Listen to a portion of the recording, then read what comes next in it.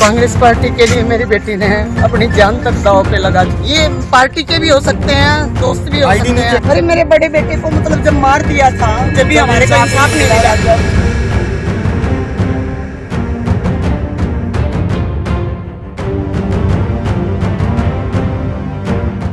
रोहतक में हिमानी हत्याकांड की गुत्थी सुलझ गई है। पुलिस ने आरोपी सचिन को दिल्ली के मुंडका से गिरफ्तार किया।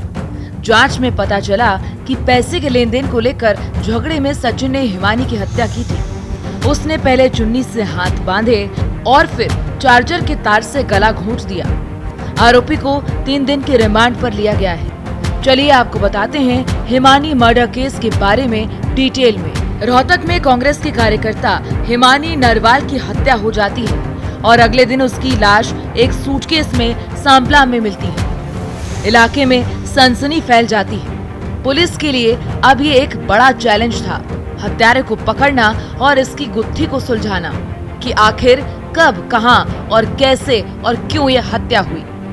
जब पुलिस ने तहकीकात की तो पता लगा कि कांग्रेस कार्यकर्ता हिमानी नरवाल का हत्यारोपित उसका दोस्त ही निकला। झज्जर जिले के गांव खैरपुर गांव निवासी 30 साल के सचिन उर्फ ढिल्लू को रोहतक पुलिस ने दिल्ली के मुंडका से 3 मार्च को गिरफ्तार कर हत्या की गुत्थी को सुलझा लिया। पुलिस जांच में सामने आया कि पैसों के लेन देन पर झगड़ा होने पर सचिन ने हिमानी की हत्या की। सचिन ने हिमानी को पहले चुन्नी से उसके हाथ बांधे और उसके बाद चार्जर के तार से उसका गला घोंट दिया। पुलिस ने सचिन को 3 मार्च को कोर्ट में पेश कर 3 दिन की रिमांड पर लिया। पुलिस की जांच में ये भी सामने आया कि सचिन ने 10 साल पहले प्रेम विवाह किया था। वो 2 बच्चों का पिता भी है। उसकी कानौंदा गांव में मोबाइल रिपेयरिंग की दुकान है। वो 1.5 साल पहले फेसबुक के जरिए हिमानी के संपर्क में आया था। परिवार वालों के दिल्ली में रहने के कारण हिमानी घर में अकेली रहती थी, जहां सचिन आता जाता रहता था। 27 फरवरी की रात 9 बजे से वो रोहतक के विजयनगर स्थित हिमानी के घर पर उसके साथ था। 3 दिन पहले हिमानी ज्वेलर्स के पास पुरानी चेन और एडवांस के 70,000 रुपए देकर नई चेन बनवाने का ऑर्डर देकर आई थी। 28 फरवरी को दिन में पैसे के लेन देन पर झगड़ा होने पर सचिन ने हिमानी की हत्या कर दी। हत्या के बाद हिमानी के हाथ से अंगूठियां उतारकर अलमारी के ऊपर रखे नीले रंग के सूटकेस में शव को पैक किया। फिर हिमानी की स्कूटी से करीब 42 किलोमीटर दूर कनौंदा स्थित अपनी दुकान पर गया। यहाँ ज्वेलरी, लैपटॉप और हिमानी के मोबाइल को अपनी दुकान पर छिपा दिया। इसके बाद शव को ठिकाने लगाने के लिए 28 फरवरी को ही रात करीब 10 बजे स्कूटी से वापस वो हिमानी के घर पहुंचा। रात करीब 11 बजे शव से भरा सूटकेस निकाला और एक ऑटो से रोहतक के दिल्ली बाईपास पहुंचा। वहां से 25 किलोमीटर दूर सांपला के लिए बस पकड़ी। रात के करीब 12 बजे सांपला बस स्टैंड के पास फ्लाईओवर के साथ लगते सुनसान क्षेत्र में सूटकेस को फेंक कर वो अपने घर आ गया। 1 मार्च की सुबह तक वो घर में ही रहा। उस पर घर वालों को कोई शक नहीं हुआ।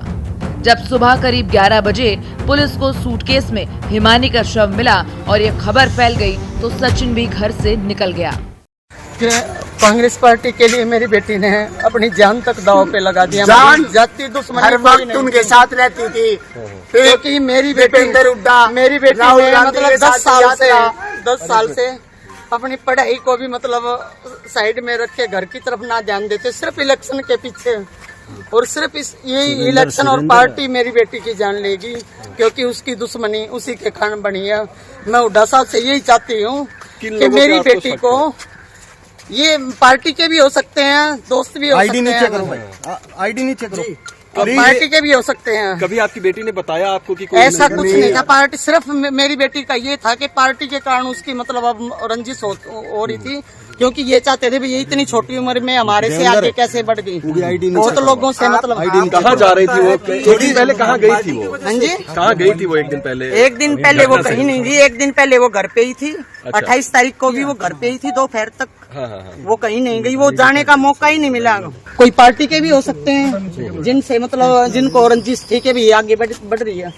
हमें तो पुलिस थाने से फोन आया। हाँ जी 3 बजे पता चला। सर जी मैं यही रिक्वेस्ट अपील करती हूँ मैं हुड्डा साहब से, आशा हुड्डा से, उनके बहुत नजदीक थी मेरी बेटी, कि मेरी बेटी को मतलब न्याय नहीं मिलेगा तो मैं अपनी बेटी का संस्कार नहीं करेंगे। और मुझे न्याय मिलना चाहिए क्योंकि मेरी बेटी ने मतलब अपनी जवानी, अपनी पढ़ाई, मेरी बेटी ने कोई पारिवारिक रंजिश भी थी क्या? क्योंकि आपके एक बेटे की भी रंजिश वो फिलहाल उसकी कोई वो नहीं थी। हमें वैसे डर डर के हम रहते थे, इस बात कारण ही मैं अपने बेटे को BSF कैंप लेके गई यहाँ से, भाई मेरा बेटा मतलब किसी के उसमें ना पड़े। भाई पिछली बात अरे मेरे बड़े बेटे को मतलब जब मार दिया था, जब भी हमारे को इंसाफ नहीं मिला, जब भी इंसाफ नहीं मिला, मैं तो अपने को इसकी जान बचाने के लिए यहाँ से BSF कैंप लेके गई थी। भाई मेरा बेटा इसके पापा की जगह सर्विस लग जाएगा, यहाँ की मतलब उससे बच जाएगा।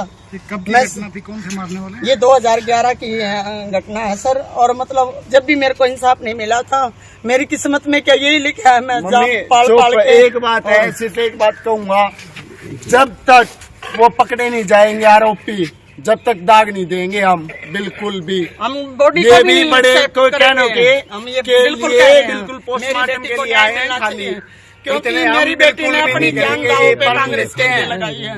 अब भी छुप छुप के रह रही थी वो घर में, कभी किसी पार्टी का फोन आता, कभी किसी का। वो इन इलेक्शनों में किसी के साथ नहीं गई, वो घर पे सोती थी सारा दिन।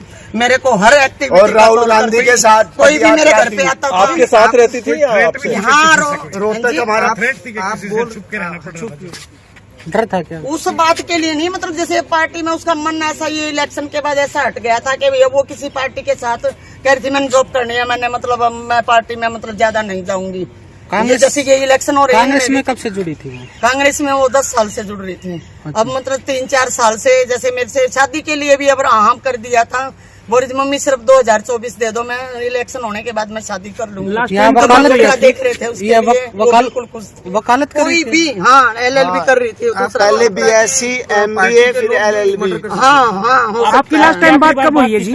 मैं 27 तारीख को उसके पास 4 बजे तक थी। मैं यहाँ से 27 तारीख को मतलब घर से गई हूँ मैं 4 बजे। वो अकेले रहती थी? हाँ वो रोहतक में, मतलब कभी मैं आ जाया करती, कभी वो हमारे पास। आपकी लास्ट टाइम बात कब हुई है जिसमें?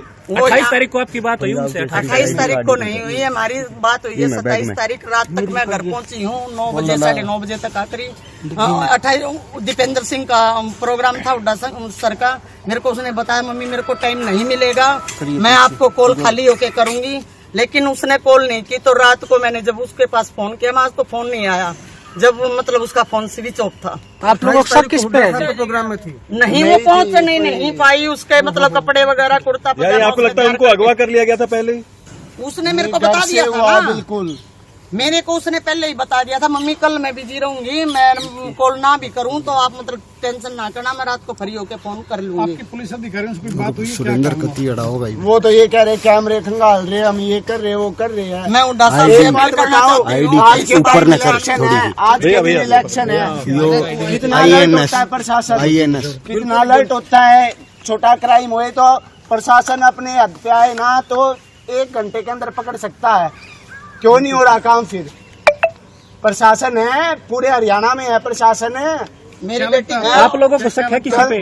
आपको शक है किसी पे? प्रशासन से भी शक उसके लगता है। मतलब जो उसके साथ रहने वाले या मतलब जैसे पार्टी वगैरह में हो जाती थी वही हो सकते हैं, और कौन होगा?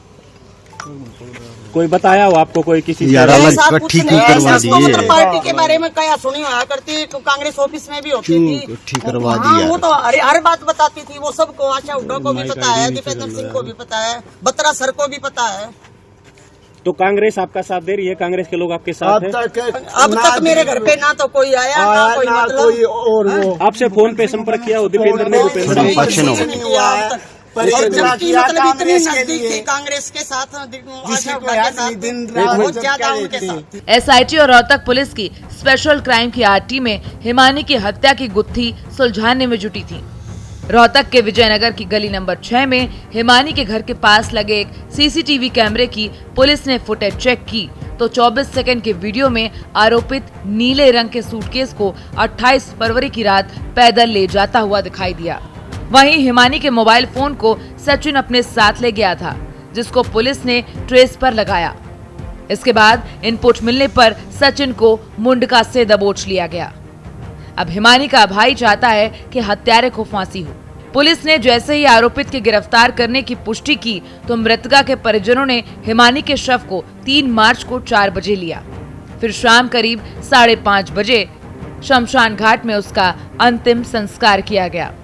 फिलहाल पुलिस अभी सारे मामले की जांच पड़ताल की कोशिश कर रही है और ये भी जानने की कोशिश कर रही है कि क्या कोई और वजह है इस हत्या की।